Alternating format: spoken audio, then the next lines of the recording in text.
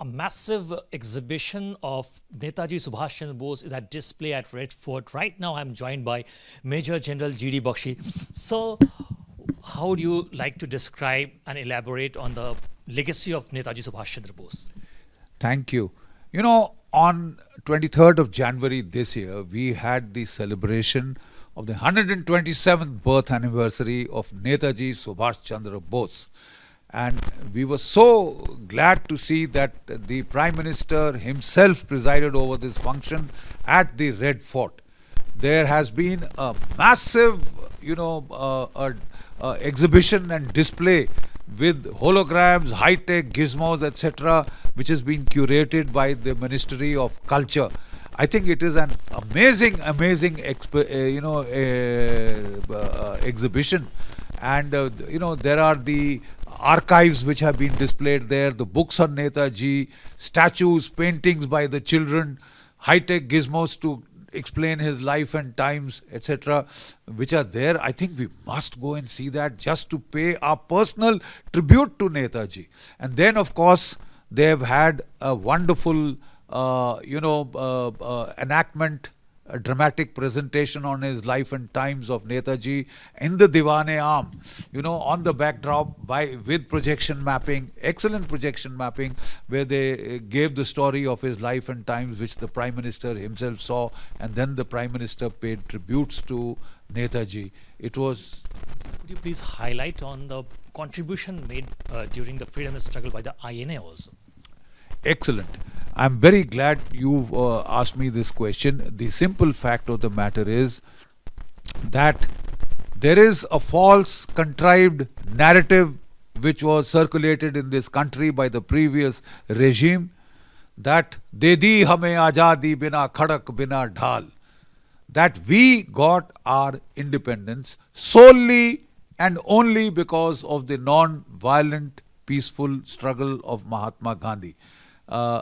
I'm sorry, the truth is that the prime catalyst for India becoming free in 1947 was Netaji Subhash Chandra Bose and the Azad Hind Fauj, the Indian National Army, which had a strength of 60,000, out of whom 26,000 laid down their lives fighting for this country.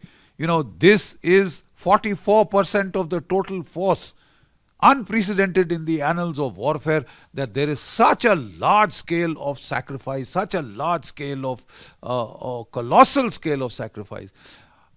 But let me be even more specific rather than emotive. I am a PhD in the military history, and we had Dr. Kalyan Dey, who had gone to study the transfer of power archives in London. These are the declassified papers of the Viceroy, of the Commander-in-Chief British India, the Secretary of State Pethick Lawrence. We went through all their papers. And if you want to find out, if you want to go by the facts, I'm afraid the primary source is these transfer of power archives. But in Bipin Chandra's, the Indian Freedom Movement, the book, 600 and plus pages tome, there is no mention of these transfer of power archives because they had not been declassified by then. So we have been given a contrived narrative based upon our fanciful, subjective notions. Please go by the hard facts, and let me give you a few of the hard facts. INA may have lost the battles of Imphal and Kohima. They won the war for the independence of India. How? Because after the war, the British put on trial 9 INA officers, the first 3 of them being Major General Shah Nawaz Khan of the INA, Colonel Prem Sehgal and Colonel Dhillon. And they put them on trial because they wanted to humiliate the INA and Indians and to show us our place as slaves. But there was an explosion when these people were put on trial, and the story of the INA became public. People in India rose in red-hot revolts. There were riots in Calcutta, there were riots in Delhi, Mumbai, Karachi, Lahore. And they wouldn't stop even when the police opened fire. And then the problem in India then was that there were 2.5 million, 25 lakh Indian soldiers who were combat hardened, who had fought against the Germans, the Japanese, the Italians, beaten them all. And there were only 40,000 Gora troops in India. So there was panic because they were anticipating that there would be a revolt. There would be a revolt from the British Indian Army. The complete loyalty to the Raj had been destroyed by Netaji and the INA, by the example of the Netaji and the INA. Right. So you also mentioned about the obfuscation and the distorted facts. As a military historian, how would you like to correct the distorted facts in context to the INA and Subhash Chandra Bose? I must thank you for that question, because let's talk facts. I will like to quote to you from the declassified transfer of power document.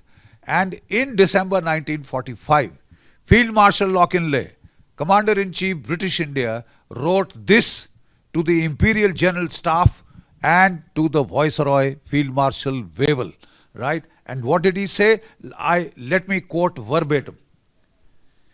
If the Indian troops as a whole cease to be reliable, the British troops now available are not likely to be able to control the internal situation. To regain control of the situation and to restore essential communications within the country, nothing short of an organized campaign for the reconquest of India is likely to suffice. He goes on to state, look at the level of panic that was there. It may be necessary to arrange for the rapid concentration of European and Indian civilians requiring protection in defended areas, which will possibly be based on the main protected airfields. What he is talking of is a panic Kabul-like evacuation, like the Americans flew out of Kabul while their troops were holding the perimeter. They wanted to concentrate British families and children and all at the towns with the airports, where the British Indian Army, the Gora troops, would hold up the outer perimeter and they would fly out. That was the level of panic. And let me add this, we must be well prepared to deal with well-organized revolution next spring and the possibility of a serious but less well-organized rising at any time during the coming winter. Look, let me explain this. It's very essential. There were 25 lakh Indian soldiers, 40,000 Goras. The British were in such panic and wanting to fly out of India because they knew that if there was a revolt, they just could not hold the line, And they had drawn up these evacuation plans called Operation Gondola, right? And that is the time Field Marshal Auchinleck had recommended to Wavell, the Viceroy, that look, unless we announce that we are handing over power, I can't hold. We might as well cut and run the earliest possible. This is all due to Netaji and the INA, but you will find no damn mention anywhere. And finally, initially the British people in London, they told, you guys have lost your nerve, they told Wavell and Auchinleck. And Wavell was so incensed, he said, if I have lost my nerve, it is His Majesty's bounden duty to relieve me this instant. Replace me if you think I've lost my nerve, but you ignore my advice at your own peril.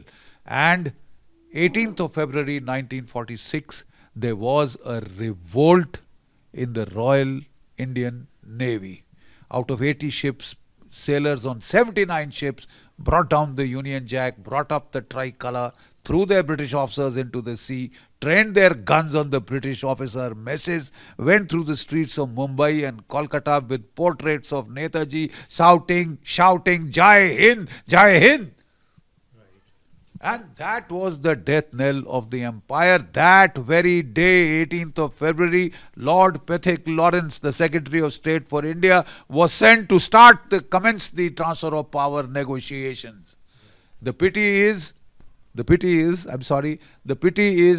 instead of handing over power to INA, they handed over power to an Anglophile who had supported the Raj against the INA, Nehru.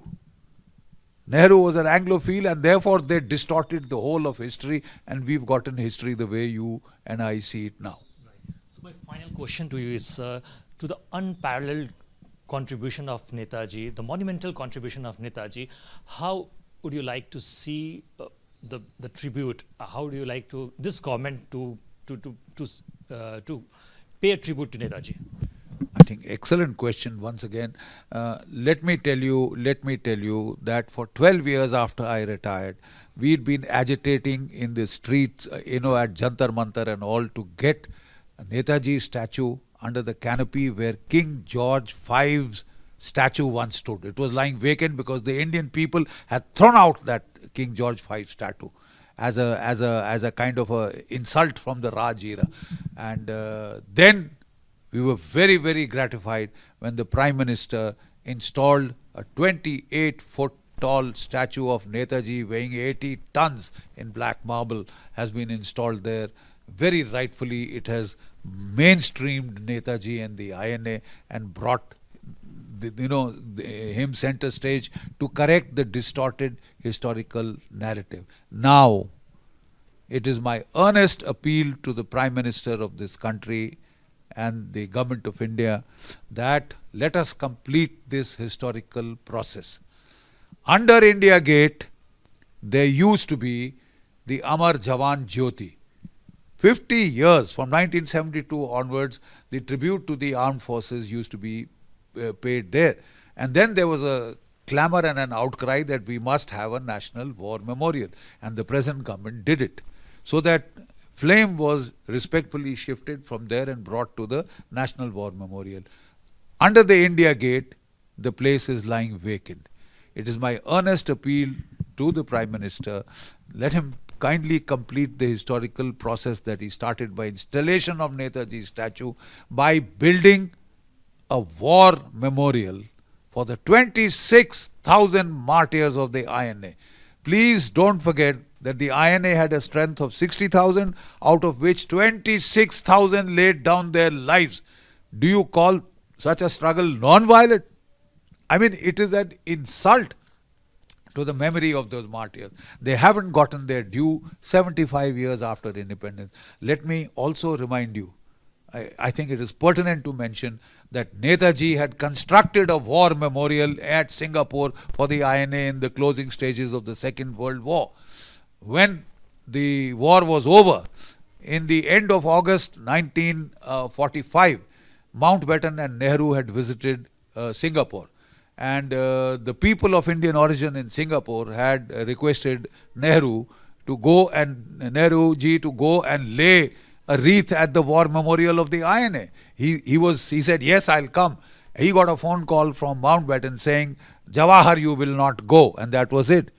And not only that, Mountbatten sent the army engineers to wire up that monument, that war memorial to the INA and blow it to smithereens. We've got photographic evidence, man. Blew it up to smithereens. I mean, this is inhuman. It's never done. Even the enemy's monuments you don't blast. You let them be because they are soldiers who have laid down their lives for the cause they believed in. And that monument was blown up. In 1995, the people of Indian origin in Singapore paid from their pockets to rebuild a monument in the shape of a open history book to the INA at Singapore. Why don't we have a monument in India 75 years after independence? The souls, let's give peace to those departed souls because of whom you and I are free. So my suggestion is, let us build a war memorial for the INA at the India Gate, under the India Gate, where the Amar Jawan Jyoti used to be. We can have a circular base, we could have the eternal flame relit, we can have a base on which the emblem of the INA is there, 2 springing tigers on either side, which was their symbol, and a rifle, inverted rifle with a helmet, which is a tribute to the unknown soldier of the INA. If that can be built there, we would have done justice by Netaji and the INA. We would have corrected the distorted narrative.